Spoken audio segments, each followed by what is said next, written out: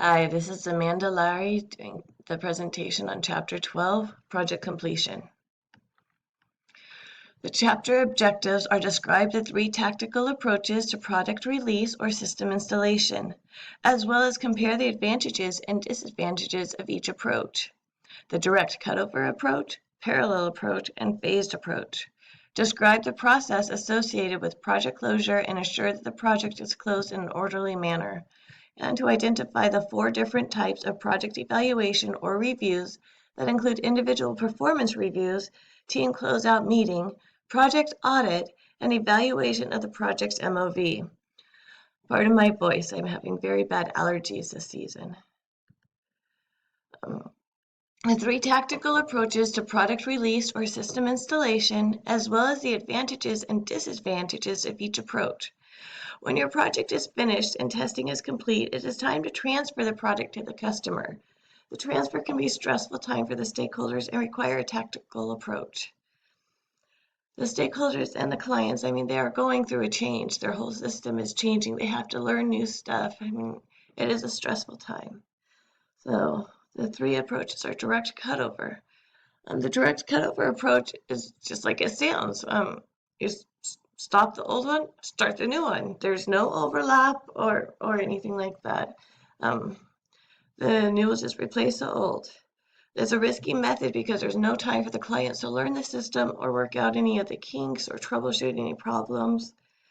But if, say, their system failed or it's just not working and they really need something quickly to keep their business going, this is the best approach for that. With the parallel approach, again, like it sounds, the old system and the new system will run parallel for a time during the transfer. This approach is a good, if failure or problems with the new system could be critical for the clients. Like they really need the system to work perfectly before they rely entirely on the new system. So it's a good chance to work out all the kinks and problems and so on, add any additional things that they need to. But this can be a lengthy process because most of the time, all the information that's getting entered into the old system needs to get into the new system and vice versa. So could it double the work?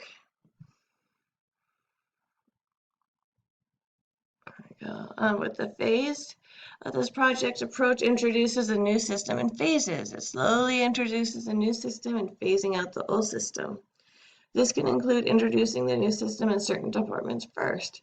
Say the IT department, well, they'll start this first.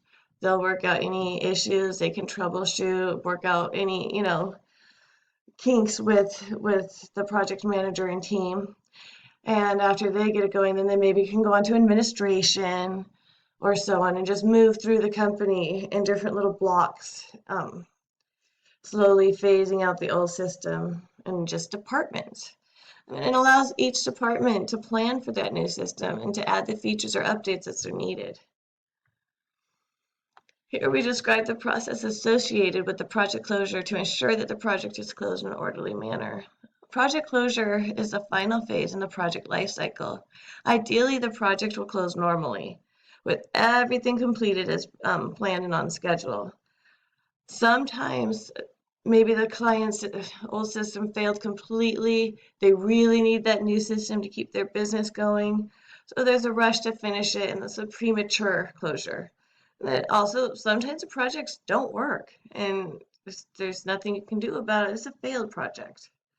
There's a few others, some just projects that go on and on, and others where maybe the client started out needing one version of this product, but their business changed, or they realized, oh, we needed to do this one. So it's just changed priorities.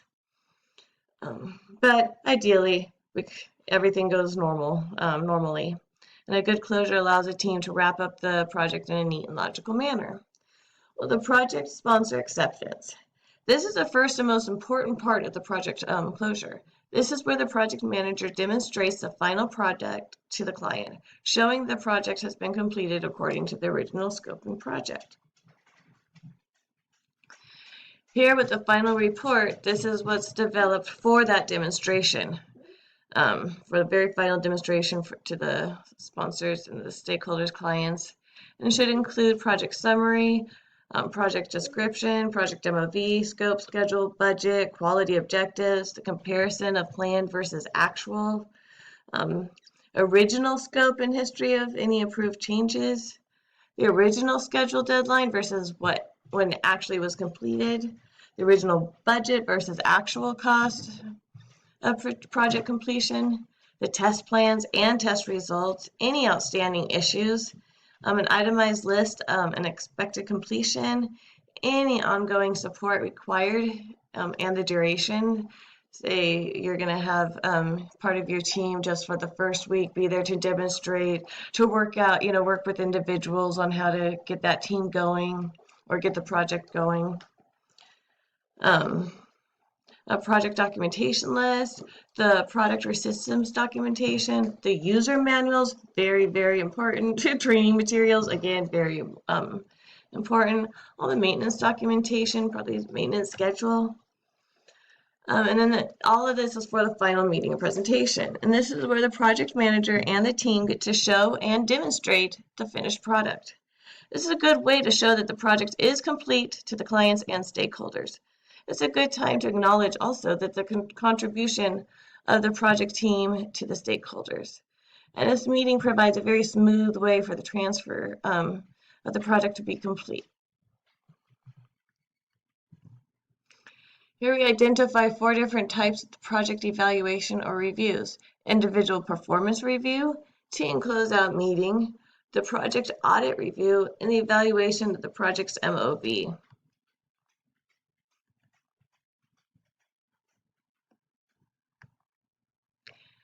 The individual performance review. The individual performance review involves a project manager to conduct a review with each member of the project team. These reviews should begin with the team member evaluating his or her own performance. With that, I've encountered this in job interviews before where they say, or not job interviews, job evaluations, asking me to criticize myself, to where my weak spots are, where I see my strengths. And this kind of review, it's a nice easy way with so you don't irritate someone or put them on the defense by saying, hey, you need to change. You ask them, hey, what do you think you need to change? Where do you think you did well? Where do you think you need to improve on? I mean, and people are always more critical of themselves. So it gives the project manager the chance to agree or disagree with the team member's self-evaluation and give more useful feedback to that team member. When conducting the interview, it is important not to compare that person with another team member. Don't say, hey, why can't you be more like so-and-so, or why didn't you do it like so-and-so? And we know that just as a preschool teachers or so on, we don't do that.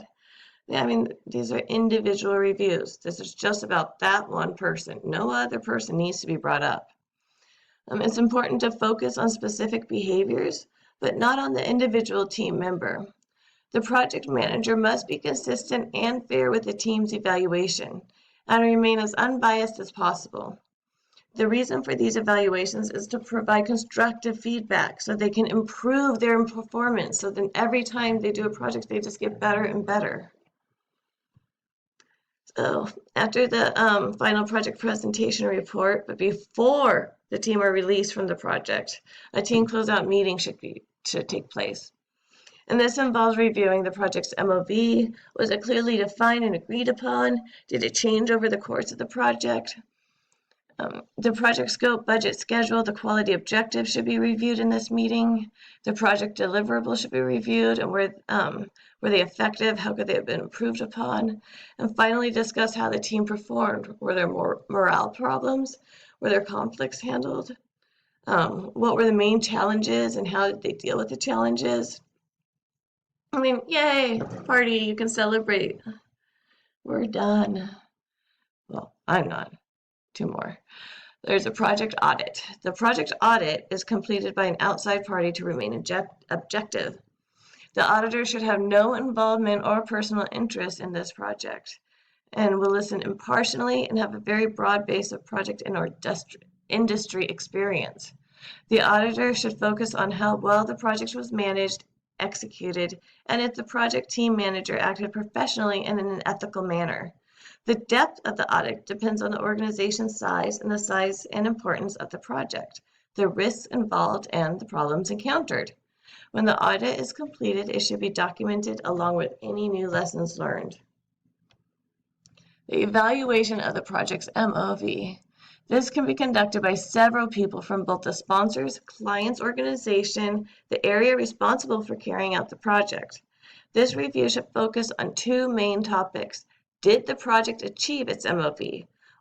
Are the sponsors and clients satisfied?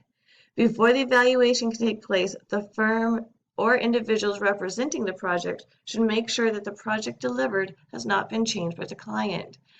I mean, sometimes it's delivered, it goes through that process, the IT people add some things or take some things away. It can have adverse effects. So we need this to be just a pure product that was delivered.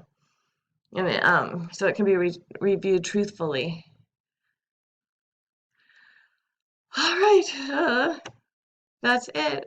The end. We finished the project. We turned it in. We are done. Time to start a new one. All right. Thanks for listening. Bye.